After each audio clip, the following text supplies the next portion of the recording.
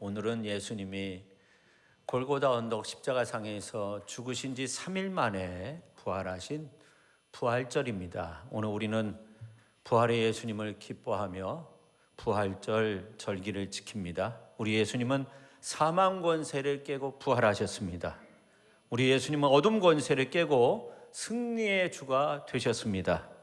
승리의 주 예수님은 슬픔을 깨고 절망을 깨고 우리에게 소망을 주실 것입니다. 기쁨을 주실 것입니다.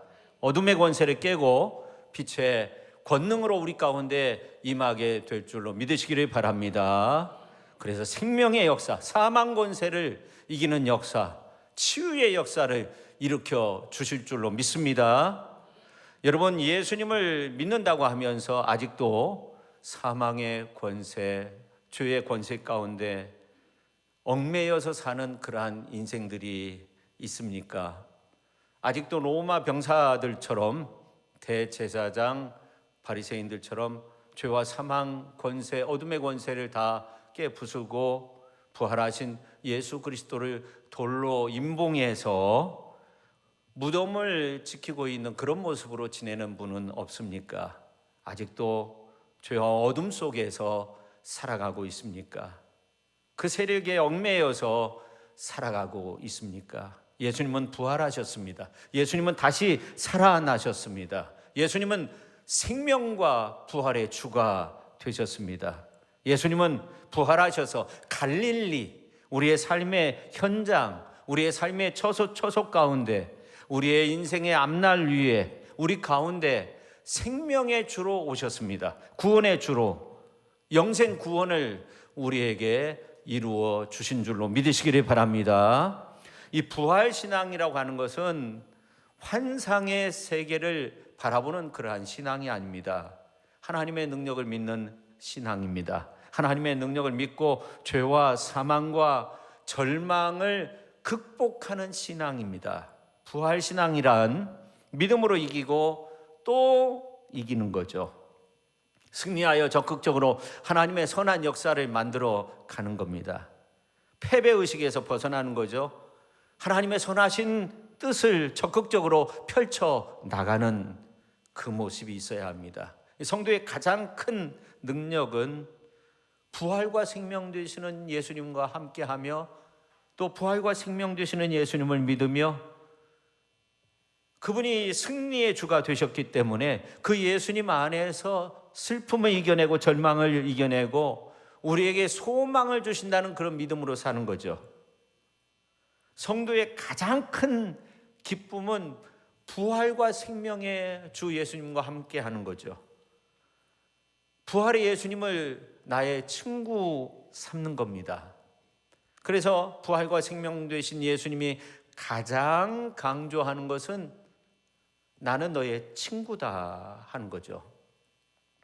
복음서에 보면 예수님이 참 친하게 지낸 그런 가정이 나사로의 가정이었어요. 나사로를 사랑하시더라 그렇게 말씀하고 있고, 나사로의 누이 마르다에게 나는 부활이고 생명이다 그런 말씀을 하시기도 하고, 마리아는 늘 예수님 곁에서 말씀을 들었고, 심지어 부활과 생명이라고 밝히신 예수님은 죽은 지 나흘이 지난 나사로의 무덤에 가서 돌문을 옮겨 놓으라고 그렇게 말씀하시고 하나님을 향해서 기도하고 난 다음에 나사로야 나오라 그렇게 외치니까 나사로가 무덤 속에서 나온 거예요. 근데 얼굴은 이제 수건에 쌓여 있는데 예수님께서 풀어서 놓아 다니도록 하라. 그러니까 수많은 사람들이 예수님을 믿기 시작하니까 유대 종교 지도자들이 그때부터 본격적으로 예수를 죽이려고 모의하게 됩니다. 우리나라 사람들은 친한 사람을 속마음을 툭 터놓고 이야기할 수 있는 사람, 어떤 말이든 마음을 열고 말할 수 있는 사람. 영국에서 설문조사를 했는데 친한 사람이 누구인가 하는 건데 그 결과를 보니까 세상 사람들이 다 나를 버릴 때 나에게 찾아오는 사람, 더 나아가 나의 침묵까지도 이해하는 사람, 더 나아가 슬픔을 나눌 수 있는 사람, 그 사람을 만나면 기쁨이 배가 되는 사람. 반면에 슬픔은 반으로 줄어요. 그래서 그 사람이 나보다 더 슬퍼하는 것 같아요. 그래서 오히려 내가 그 사람을 위로해 주기도 하고, 그래서 함께 웃고 함께 울어줄 수 있는 그런 사람이 친구라는 거죠. 우리가 인생 살면서 선택을 잘하면서 살아야 되는데, 임마누엘 칸트는 그 중에 첫째가 다른 것이 아니라 친구라는 거예요. 우리가 잘 아는 고사성어 가운데 관포지교라는 그런 말이 있는데, 관중과 포숙은 친구이면서도 사업상 거래를 하면서 그렇게 지냈다는 거예요. 그래서 이제 이 하루는 그 포숙과 장사에서 이 관중이 이득을 많이 남긴 거예요. 그래서 포숙이 이런 말이에요. 관중은 탐한 것이 아니라 가난했다는 거예요. 그러다가 이제 또 이 관중이 사업을 하다가 실패했는데, 관중이 때를 잘못 만난 것이라고 그렇게 말을 하는 거예요. 또 관중이 전쟁에 나가 3번 싸워 다 패하고 도망쳐서 왔는데, 포숙이 그 친구는 비겁해서가 아니라 노모를 모시기 위해서, 천하의 공을 세우기 위해서 잠시 물러난 것이라고 그렇게 말을 하는 겁니다. 그래서 나중에 관중이 나를 낳아준 분은 부모님이지만, 그러나 나를 정말 이해해주고 나와 함께한 사람은 바로 포숙이다. 그래서 관포지교라는 그런 고사성어가 나왔습니다. 성경에도 보면 아름다운 친구의 이야기들이 많이 나오는데, 그 중에 그 사무엘서에 있는 말씀을 보면 다윗과 요나단의 이야기가 나옵니다. 우리는 다윗과 요나단의 모습을 보면서 많은 것을 배울 수 있는데, 이 다윗이 어려울 때마다 요나단은 다윗과 함께 했어요. 큰 어려움 속에 직면했을 때, 다윗이 시리에 빠져 절망 가운데 있을 때 요나단은 다윗과 함께 했어요. 한 번은 이제 다윗이 사울의 칼날을 피해서 숲속에 숨어 있을 때, 이 요나단이 찾아와서 화살을 멀리 쏘고 하인한테 하는 말이, 이제 화살이 너의 앞에 있으니까 앞쪽으로 지체하지 말고 빨리 달려가라. 이거 하인에게 한 말이지만 사실은 숨어있는 다윗에게 그런 말을 한 것이죠. 지체 말고 사울 왕의 칼을 피해서 도망쳐야 된다, 그런 말을 한 거예요. 나중에 이제 이 하인이 성 안으로 들어간 이후에 다윗이 요나단을 만나가지고 울면서 땅에 입 맞추고 정말 3번씩이나 절을 해요. 친구이지만 너무나도 감사한 거죠. 이렇게 다윗이 생명이 위협받는 절박한 처지 가운데 있을 때, 이 요나단의 모습은 너무나도 큰 힘과 위로가 되었던 거죠. 요나단이 나중에 다윗을 만나서 이렇게 말을 해요. 평안히 가라. 우리 두 사람이 여호와의 이름으로 맹세하여 이르기를, 여호와께서 영원히 나와 너 사이에 계시고 내 자손과 내 자손 사이에 계시리라. 우정도 있었지만 하나님에 대한 믿음도 있었던 거죠. 나와 너 사이에, 내 자손과 내 자손 사이에 하나님께서 영원히 함께 하신다는 말은 믿음이 없으면 할 수 없는 그런 말이죠. 그 후 다윗이 사울을 피해 십황무지 수풀에 머물러 있을 때 다윗이 완전히 지쳐버려요. 그때 또 요나단이 와가지고 다윗에게 용기를 줍니다. 너 두려워하지 말라. 아버지 사울의 손이 너에게 절대로 미칠 수 없어. 너는 이스라엘의 왕이 되고 나는 내 다음이 될 거야. 그렇게까지 말을 해요. 요나단은 친구 다윗을 자기의 생명처럼 그렇게 보호해 준 거예요. 그 후 안타깝게 사울 왕과 요나단이 블레셋과의 전쟁에서 전사하게 되고, 다윗은 이러한 소식을 듣고 옷을 찢고 하루 종일 식음을 전폐하고, 그리고 요나단의 죽음을 애도했어요. 그뿐만 아니라 이 요나단을 위해서 애가를 짓게 되죠.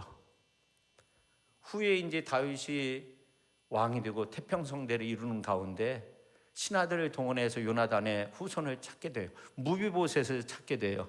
이 무비보셋 앞에서 다윗이 이런 말을 해요. 오늘 나의 영광은 나의 영광이 아니라 사실은 너희 아버지의 영광이라는 거예요. 내가 이 나라를 통치할 뿐이지 사실은 너의 아버지가 내 안에 살아있다는 거예요. 그래서 너는 이제 앞으로 나와 함께 왕의 자리에서, 왕의 식탁에서 함께 한솥밥을 먹으면서 지내자. 그래서 함께 왕궁에서 지내게 되죠. 우리 모두가 다윗과 요나단과 같이 변함없는 친구의 모습으로 세상을 이기고 하나님의 빛나는 역사를 창출하며 하나님의 큰 영광을 나타낼 수 있는 그런 능력의 사람들이 되었으면 좋겠습니다.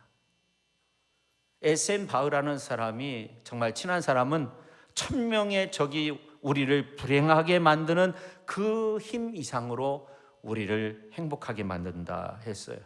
고통스러운 인생에서 좋은 친구를 만나게 하시고 아름다운 우정을 나눌 수 있게 하신 것은 하나님의 큰 선물이죠.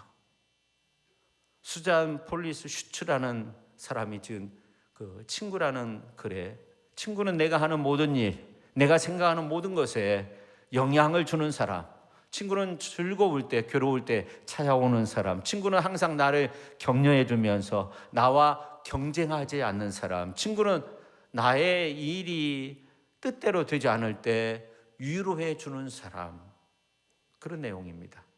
리스만은 군중 속에 고독이라는 그런 유명한 말을 했는데, 내 주위에 사람들은 많지만 정작 나의 위로자는 없습니다. 세월이 지날수록 만남도 많아집니다. 알고 지내는 사람도 많습니다. 그러나 사람들은 더욱더 고독해집니다. 왜 그렇습니까?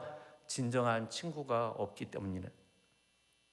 그야말로 여러분, 원수 마귀가 하는 일이 뭐냐면 관계를 파괴시킨다는 거죠. 원수 맺게 하는 거죠. 그러나 주님은 어떤 분이십니까? 우리 주님은 우리의 영원한 친구. 세상 모든 사람들이 다 나를 떠날지라도 그분은 나를 떠나지 않습니다. 내가 부족하지만, 내가 연약하지만, 내가 보잘것없지만 그럼에도 불구하고 그분은 끝까지 저와 여러분을 사랑해 주십니다. 그래서 그분은 나의 영원하신 친구. 세상이 나를 버립니다. 세상 사람 전부가 나를 버립니다. 그런다 해도 변함없이 나와 함께 하시고 나를 이끌어 주시고 나를 붙들어 주시는 분, 예수 그리스도, 나의 영원한 친구. 그래서 찬송가 92장에 보면 위에 계신 나의 친구, 그의 사랑 지극하다. 이는 예수 그리스도, 나의 구주, 나의 친구, 사랑하는 나의 친구, 늘 가까이 계시도다. 그의 사랑 놀랍도다. 변함없는 나의 친구. 할렐루야. 나의 친구 되신 부활하신 그 예수님께서 부활하신 이후에 디베레아 바닷가에 나타나셔서 조반을 다 먹여주시고 베드로에게 물으셨어요. 요한의 아들 시몬아, 내가 이 사람들보다 나를 더 사랑하느냐? 이 질문은 이 땅에 왔다가 가는 모든 크리스찬들에게 주시는 최고의 질문입니다. 오늘 부활주일 아침에 우리에게 들려주시는 최고의 질문, 네가 나를 사랑하느냐 하는 거죠. 첫째, 참사랑을 깨닫게 하기 위해서 이 질문을 하십니다. 예수님 베드로에게 내가 나를 사랑하느냐 물으신 것이 모두 3번입니다. 첫 번째, 두 번째 질문에서 사용하신 말은 아가페, 아가파오, 아가페의 사랑, 하나님의 사랑. 네가 하나님의 사랑으로 나를 사랑하느냐? 하나님의 사랑은 아무 조건이 없는 가운데 베풀어 주신 절대적인 사랑. 우리가 아직 죄인되었을 때 하나님은 우리를 사랑하셨습니다. 우리가 아무런 조건이 없을 때 하나님은 우리를 사랑하셨습니다. 그런 하나님의 사랑으로 네가 나를 사랑하느냐? 이 물음 앞에 베드로는 3번 모두 내가 주를 사랑하는 줄 주께서 아시나이다, 그렇게 대답해요. 한 번도 변한 적이 없어요. 계속적으로 주님 필레오로 사랑합니다. 주님이 아십니다. 그렇게 친구의 사랑으로 대답했어요. 제가 어찌 하나님의 사랑으로 당신을 사랑할 수 있겠습니까? 그러나 예수님은 베드로가 아가페로 자신을 사랑하기를 원했어요. 여러분, 주님과 베드로의 관계가 어떤 관계였습니까? 예수님은 심혈을 기울여 수제자 베드로를 밤낮 3년 동안 함께하는 가운데 중요한 사역의 현장 가운데 베드로를 데리고 다녔어요. 변화산에서 회당장 야이로의 딸을 살리실 때, 달리기 다굼 말씀하실 때도, 겟세마네 동산에서도 기도하실 때도 베드로를 다니고 함께 했어요. 근데 이 베드로가 예수님이 잡히시니까 닭 울기 전에 3번 부인하게 되죠. 그것도 저주까지 하면서 말입니다. 그 후 베드로는 부활의 주님을 만납니다. 부활의 주님을 만났지만 어떻게 합니까? 고기나 잡으러 가자 하면서 6명의 제자들 꼬드겨 가지고 디베레아 바다, 갈릴리 바다를 말하는 거예요. 고기 잡으러 간 거예요. 예수님의 제자들은 밤새도록 그물을 던졌지만 고기 한 마리도 잡을 수가 없었어요. 새벽녘에 예수님이 제자들에게 나타나셨어요. 배 오른편에 그물을 던져라.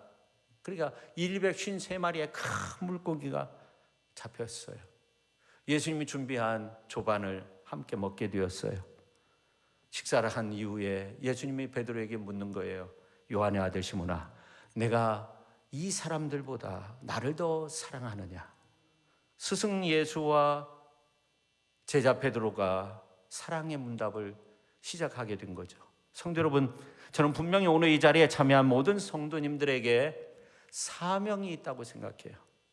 하나님 나라 공동체 일원으로서 크던 작던 간에 사명이 있어요. 그 사명을 감당하기 위해서 필요한 것은 뭐냐면 하나님을 사랑하는 거예요. 하나님을 사랑하되 첫 번째 내 마음, 정성, 뜻을 다해 하나님을 사랑하는 거예요.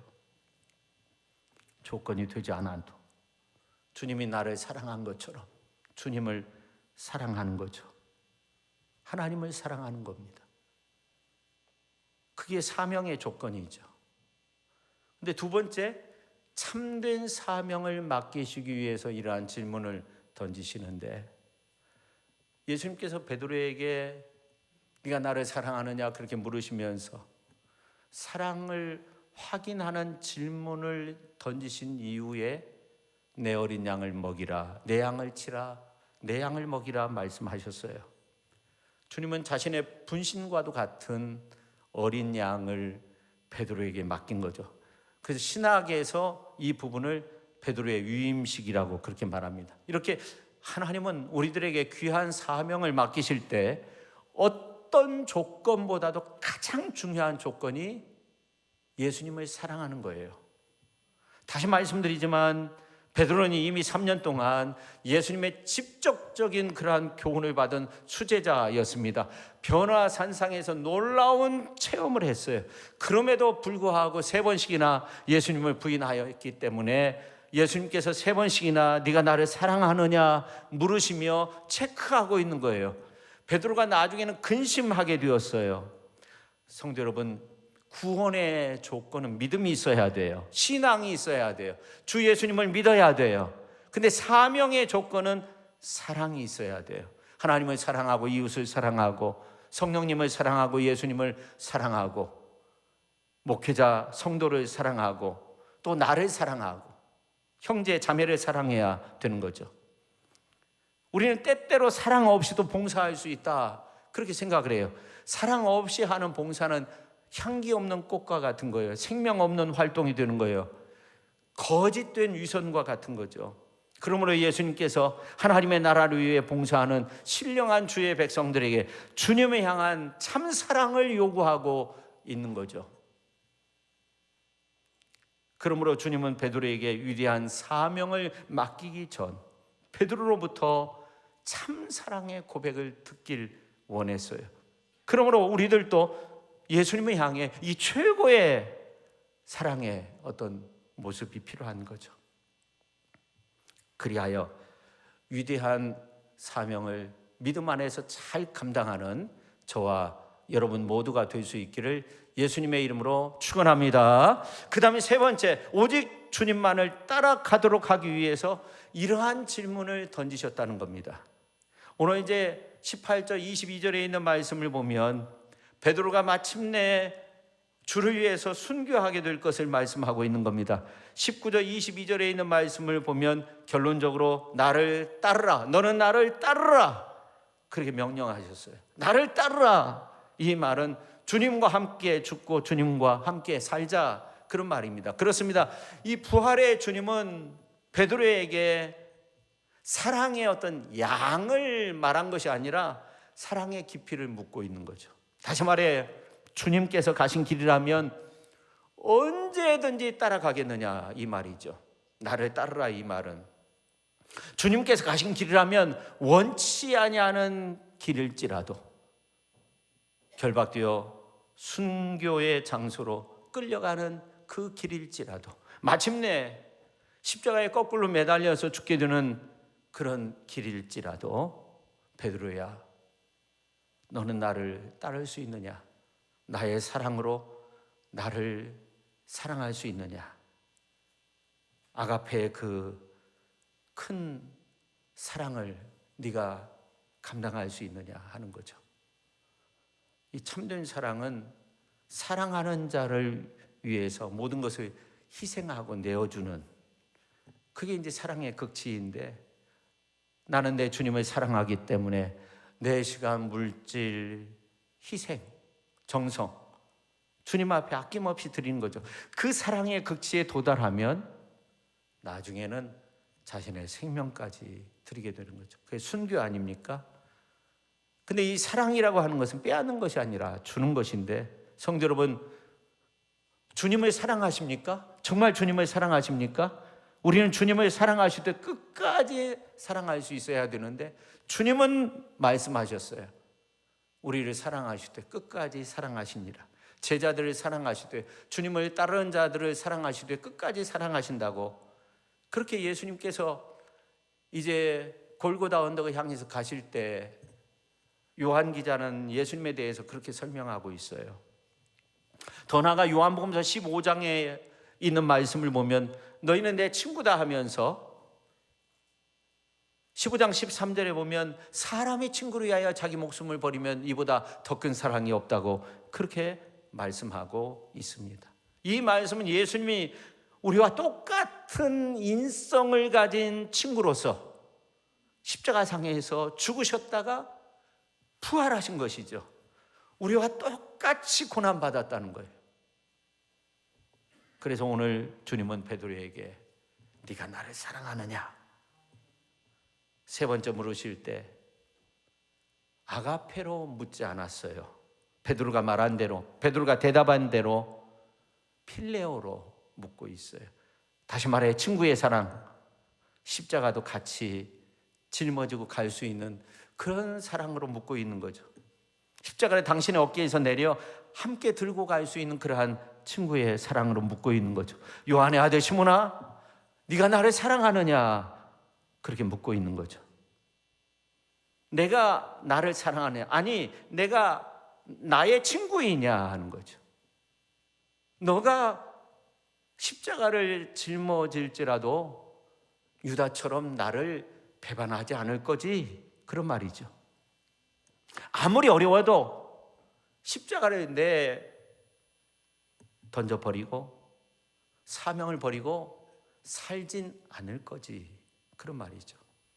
너 그렇게 힘들고 삶을 포기하고픈 마음이 들어도 너 나를 붙들고 살 거지. 너 나의 친구잖아. 이제 너 나를 배반하지 않을 거잖아. 너 끝까지 십자가 지고 갈 거지. 너 어떤 일이 있어도 나와 함께할 나의 친구 아니야. 그렇잖아. 그렇게 말하고 있는 거죠. 리빙 바이블에 보면 오늘 그 17절 말씀 가운데 요한의 아들 시몬아, 네가 나를 사랑하느냐 이 말을 시몬 son of John, are you even my friend? 그렇게 나와 있어요. 요한의 아들 시몬아, 너는 진정한 나의 친구냐? 그런 말이죠. 오늘 예수님의 이 질문은 부활의 예수님이 우리에게 들려주신 최고의 중요한 질문입니다. 오늘 이 예배에 참여한 저와 여러분을 향한 아주 중요한 질문입니다. 주님은 베드로에게 요한의 아들 시몬아, 너는 진정 나의 친구이냐? 그러면서 아주 중요한 말씀을 하고 있어요. 나를 따르라. 그렇게 말씀하십니다. 베드로는 그렇게 주님을 따랐습니다. 친구로서 주님과 같은 그러한 모습으로 십자가에 못 박혀 죽으셨어요. 베드로는 십자가에 거꾸로 매달려 순교하였어요. 예수님의 친구로 끝까지 십자가를 버리지 않았어요. 성도 여러분, 오늘 말씀을 통해 주님은 저와 여러분에게 묻고 있습니다. 네가 나를 사랑하느냐? 아니, 내가 십자가를 지고 갈 수 있는 나의 진정한 친구이냐? 여러분, 요한복음서 12장 26절에 보면 예수님은 사람이 나를 섬기려면 나를 따르라. 나 있는 곳에 나를 섬기는 자도 거기 있으리니 라고 말씀하고 있습니다. 내가 그를 사랑하거든 그를 따르는 것이고, 그가 있는 곳에 나도 있어야 되고, 그가 사랑한 자를 나도 사랑해야 하겠으니 성심껏 주님의 양을 치고 주님의 양을 먹이는 그 일을 감당해야 된다는 거죠. 근데 예수님이 세 번째, 네가 나를 사랑하느냐, 필레오로 친구의 사랑으로 사랑하느냐 물으신 것은 무엇을 의미해요? 그러면 너는 나의 친구라도 되는 것이냐? 수사학에서 소위 점강법을 사용하고 있는 거죠. 친구면 나하고 같이 있어야 되는 거 아니야? 친구면 내가 남겨준 양떼 먹이고 입히고 살려내야 되는 거 아니야? 소중하게 여겨야 되는 거 아니야? 네가 나의 친구면 어떻게 나를 모른다고 할 수 있어? 어떻게 저주까지 할 수 있어? 네가 나의 친구면 내가 부활한 것을 보고도 어떻게 내 제자들 꼬드겨서 이렇게 물고기 잡으러 가자고 할 수 있어? 내가 너에게 보여준 사랑만큼 보여달라는 말이 아니야. 네가 말한 대로 살아야 친구이지. 네가 필레오로 나를 사랑한다고 했으니까 그대로 살아야 친구이지. 너의 말대로 친구가 되렴. 점강법을 이용해 주님은 질문하고 있는 겁니다. 세 번째 질문이죠. 여러분, 복음서에 보면 예수님의 질문이 몇 번 정도 나올 것 같아요? 반복되는 거 포함해가지고요 300번 정도 나온다고 해요. 오늘 21장만 5번 나와요. 근데 오늘 이제 질문은 최고의 질문인 거예요. 제자 베드로가 예수님께 배워가지고 이 베드로도 질문을 해요. 그 와중에 나를 따르라는 그 주님의 말씀 앞에, 그러면 주님이 사랑하시는 제자 요한은 어떻게 됩니까? 오늘 이제 말씀 이하에 있는 말씀을 보면 그렇게 나와요. 그때 주님은 다시금 묻죠.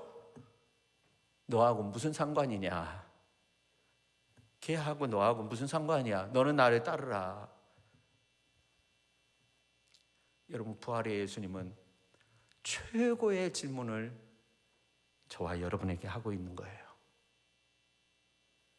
여러분, 요즘 AI 시대가 됐어요. 그렇잖아요? AI 시대에서 뭐가 중요해요? 질문이 중요하다고 했잖아요. 질문을 잘해야 답이 잘 나온다는 거예요. 그러니까 질문만 잘해도 훌륭한 정보를 얻을 수 있는 그런 세상이 됐어요. 근데 주님은요, 베드로에게 질문하면서 사실은 질문하는 거 중요한 것이 아니라 내가 답이라는 거예요. 내가 답. 사람이 질문하는 것으로 사는 것이 아니라 주님의 사랑으로, 주님의 은혜로 사명을 감당하는 것이 이 세상 사는 방법이라는 거예요. 그래서 질문에 이어서 사랑으로 양을 치고 사랑으로 양을 먹이고 사랑함으로 나를 따라오라, 그렇게 말씀하고 있는 거예요. 주님은 그런 너의 말대로 그래 나의 친구가 되렴. 너가 나와 함께 있을 때 사실은 너가 살 수 있는 거야. 나와 함께 있을 때 너가 하늘의 소망을 가질 수 있어. 내가 주는 능력, 지혜, 성령의 충만함 필요한 거야. 그거를 소유해야 돼. 너는 나의 친구야. 내가 함께 할게. 책임질게. 여러분, 윤복희 권사 아세요? 윤복희 권사. 제가 볼 때는 오늘 본문 말씀 부분에서 영감을 받은 것 같아요. 윤복희 권사님이 여러분이라는 그 노래를 불렀잖아요. 저 청년 때 참 그 노래 들으면 야, 저분 또 믿는 분이라는 것도 알았거든요.